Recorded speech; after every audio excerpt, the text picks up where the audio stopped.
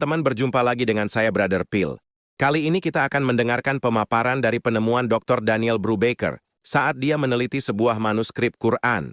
Ternyata klaim Quran terjaga dan tetap sama sejak awal sampai sekarang dipertanyakan. Dan kalian bisa menilai kebenaran klaim itu setelah mendengar pemaparan beliau berikut.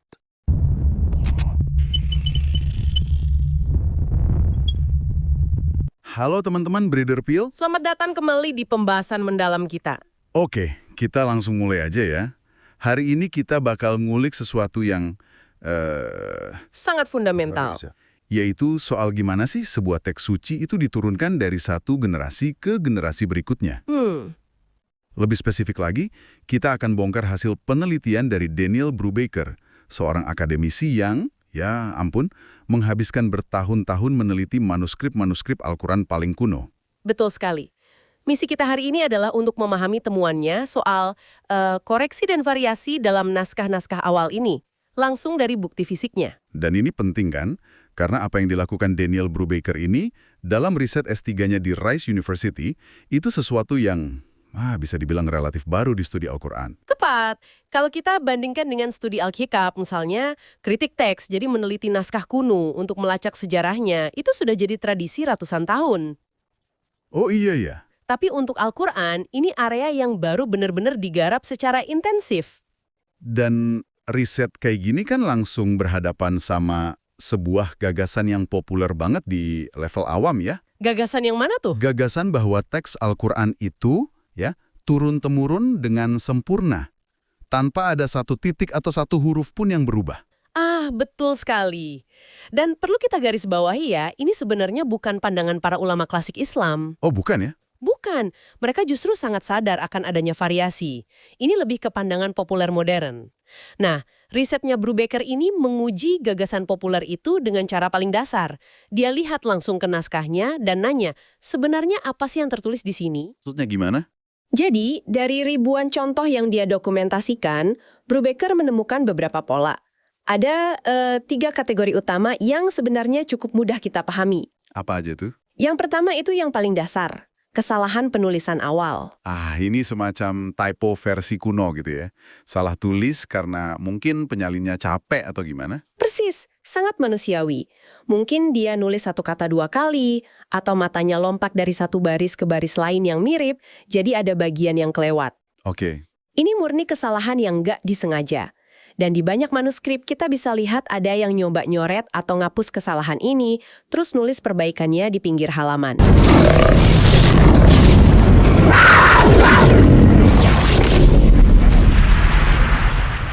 Kesalahan fatal pertama dalam narasi video tersebut adalah mereka berkata ada varian manuskrip. Wahyu berubah. Ingat, kawan, ini adalah kesalahan mendasar dalam dunia akademik, yaitu menyamakan varian manuskrip dengan perubahan wahyu. Ini bukan sekadar kekeliruan kecil. Ini adalah penipuan intelektual klasik.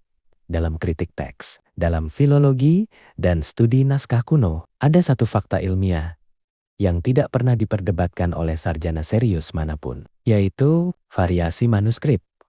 Tidak sama dengan perubahan teks wahyu. Variasi manuskrip tidak sama dengan wahyu yang rusak. Variasi manuskrip adalah realitas semua tradisi tulisan kuno. Jadi, tidak ada satupun filolog profesional di dunia, baik Muslim, Kristen, Yahudi, maupun sekuler, yang menyimpulkan logika cacat seperti ini. Ada varian manuskrip, maka wahyu berubah. Jika itu logika yang dipakai oleh mereka, maka Bible mereka sudah mati berkali-kali. Bahkan sebelum Islam lahir ke dunia. Karena banyaknya varian manuskrip dalam sejarah Bible mereka sendiri, lalu mereka menggiring seolah-olah penemuan Daniel Brubaker membuktikan adanya teks Quran liar, asing, dan bertentangan dengan Islam klasik. Padahal, ketika kita bongkar datanya secara jujur, faktanya sangat berbeda. Brubaker tidak pernah membuktikan satupun varian itu sebagai wahyu alternatif. Brubaker tidak pernah menemukan satu komunitas Muslim dengan Quran versi lain. Brubaker tidak pernah menemukan satu mushaf lengkap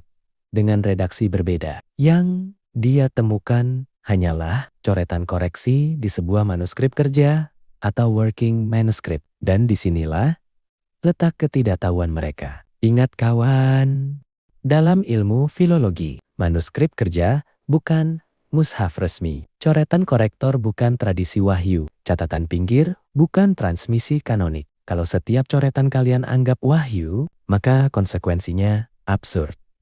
Setiap buku catatan mahasiswa teologi Kristen bisa disebut kitab suci baru. Sekarang kita masuk ke contoh yang mereka goreng berulang-ulang, yaitu Al-Quran Surah At-Taubah ayat ke-80. Kemudian mereka melempar insinuasi paling berbahaya, yaitu mereka berkata, mungkin angka 70 di Quran terpengaruh Injil Matius. Namun, sayang, ada satu fakta krusial yang sengaja mereka sembunyikan dari penonton, yaitu dalam semua mushaf resmi Islam tanpa kecuali, dalam semua qiraat mutawatir yang dihafal oleh jutaan muslim dari zaman para sahabat Nabi hingga detik ini, dan dalam semua tafsir klasik sejak abad pertama hingga ketiga Hijriah, juga dalam seluruh tradisi, hafalan sahabat dan tabi'in, semua memuat frasa Sabina Maratan, yaitu di seluruh Al-Quran yang diakui umat Islam. Ayat tersebut selalu berbunyi 70 kali, tidak pernah berbeda.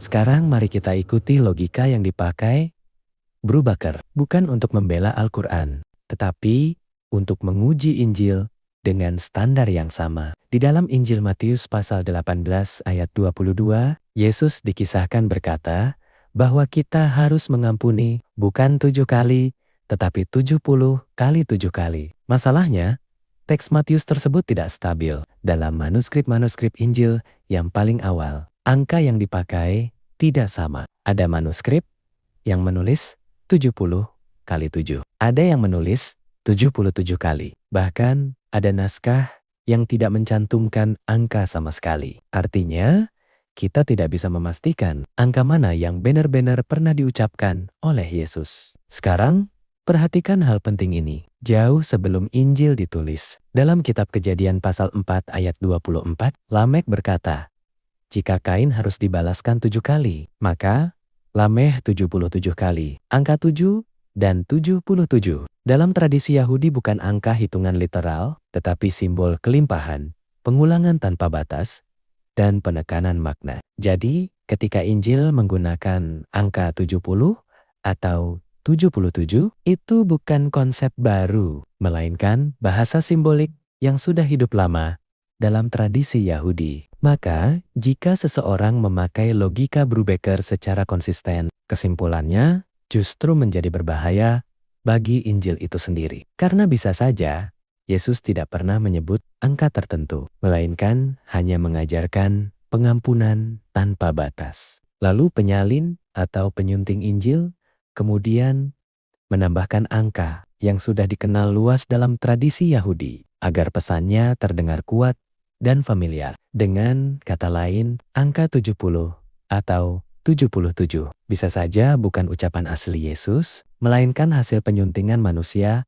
yang dipengaruhi tradisi sebelumnya. Dan jika logika seperti ini dipakai untuk menyerang Al-Quran, maka Injil lebih dulu terkena dampaknya. Karena di sini kita melihat dengan jelas, teks Injil memang berkembang, disusun, dan distabilkan belakangan. Sedangkan Al-Quran ditransmisikan secara lisan dan massal sebelum dibakukan dalam bentuk tulisan.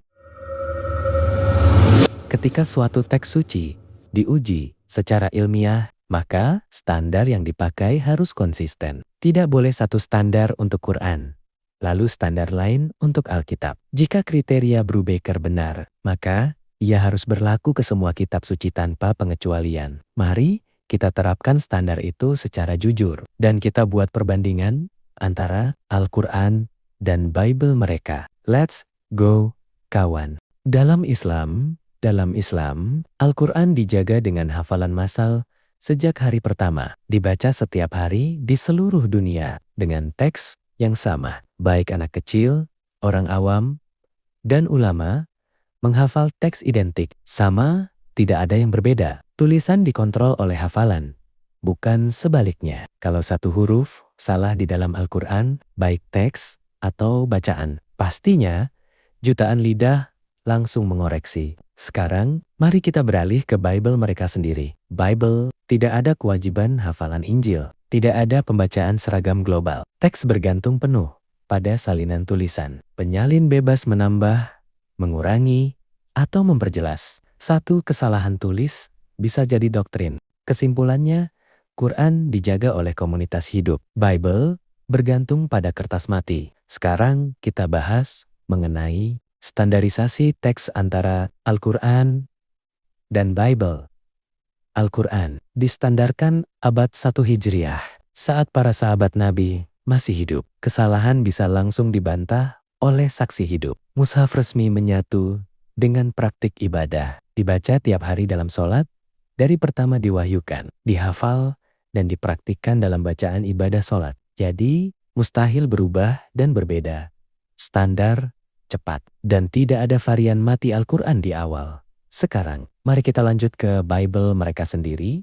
Bible tidak ada kanon resmi selama kurang lebih 300 tahun. Injil beredar bebas tanpa kontrol pusat. Gereja baru sepakat abad 4 setelah konflik panjang dan banyak teks ditolak belakangan. Standarisasi Bible terlambat, sehingga banyak varian Bible terlanjur mengeras. Kesimpulannya, Quran dikunci sejak awal, sedangkan Bible dikumpulkan setelah kerusakan menyebar. Sekarang kita bahas masalah varian teks antara Al-Quran dan Bible. Al-Quran tidak ada mushaf dengan ajaran berbeda. Qiraat tidak mengubah akidah. Tidak ada ayat hilang atau tambahan. Tidak ada ayat yang diragukan. Satu teks, satu iman. Sedangkan Bible mereka sendiri, ribuan varian teks. Perbedaan berdampak pada ketuhanan Yesus, pengampunan dosa, hukum, Taurat, keselamatan. Bart Ehrman, seorang sarjana Kristen sendiri berkata, "We do not possess the original wording of the New Testament." Teks tidak final, sehingga iman mereka tidak stabil tentang siapa Yesus. Ada yang menganggapnya hanya seorang nabi utusan Tuhan, dan ada yang menobatkan menjadi Tuhan. Kesimpulannya, varian teks banyak sekali dalam Bible, sehingga varian iman pun berbeda-beda di tubuh umat Kristen sendiri. Itulah sebabnya Kristen terpecah. Sekarang, kita bahas mengenai ayat tambahan dalam Al-Quran dan Bible. Dalam Al-Quran, tidak ada ayat tambahan, tidak ada ayat hilang, tidak ada catatan kemungkinan, tidak satu ayat pun dipertanyakan keasliannya. Sedangkan, Bible, mereka sendiri, ada ayat-ayat bermasalah. Seperti, contohnya, Markus 16 ayat 9-20 adalah ayat-ayat tambahan yang tidak ada dalam manuskrip yang paling awal. Begitu pula dengan Yohanes 7 ayat 53 dan Yohanes 8 ayat 11. Itu ayat sisipan, alias ayat palsu. Dan juga di dalam 1 Yohanes 5 ayat 7 kama Johanneum. Fakta mengungkapkan tidak ada di manuskrip awal, tetap dicetak, tetap diajarkan. Jadi, dengan standar mereka sendiri, narasi tuduhan mereka justru menyerang balik Bible mereka sendiri. Dan ini fatal untuk mereka. Kesimpulannya, Quran bersih dari interpolasi, sedangkan Bible mengakui banyak sisipan. Sekarang, kita bahas masalah konsensus umat. Al-Quran, baik Sunni ataupun Syiah, Qurannya tetap sama. Tidak ada Quran versi A, Quran Sunni, ataupun Quran Syiah, semua tetap sama, baik huruf dan bacaannya. Dan perbedaan mazhab tidak merubah perbedaan teks dalam Al-Quran. Sedangkan Bible mereka sendiri, kanon Katolik, tidak sama dengan Protestan, dan tidak sama juga dengan kanon Ortodoks. Kitab diterima di satu gereja dan ditolak di gereja lain. Tidak ada konsensus global. Teks berbeda, maka iman mereka pun iman berbeda mengenai siapa Yesus. Kesimpulannya, dalam Islam umat berbeda pendapat, tapi Al-Qur'annya tetap satu. Sedangkan Bible berbeda. Iman mereka pun ikut terpecah. Dan yang terakhir, kita bahas mengenai klaim varian sama dengar. Wahyu rusak. Jika klaim mereka tersebut diterapkan ke Al-Quran, gagal total. Tetapi jika diterapkan ke Bible mereka sendiri, seketika itu juga hancur. Mereka menuduh Islam dengan senjata yang meledakkan iman mereka sendiri. Dan sebagai penutup video ini, ingat kawan, kritik teks tidak pernah menghancurkan Al-Quran. Ia justru membuka kenyataan pahit tentang Bible. Kristen butuh ribuan manuskrip rusak untuk menuduh Islam. Islam cukup satu transmisi hidup untuk mengunci wahyu. Mereka bermain api, tapi rumah mereka terbakar.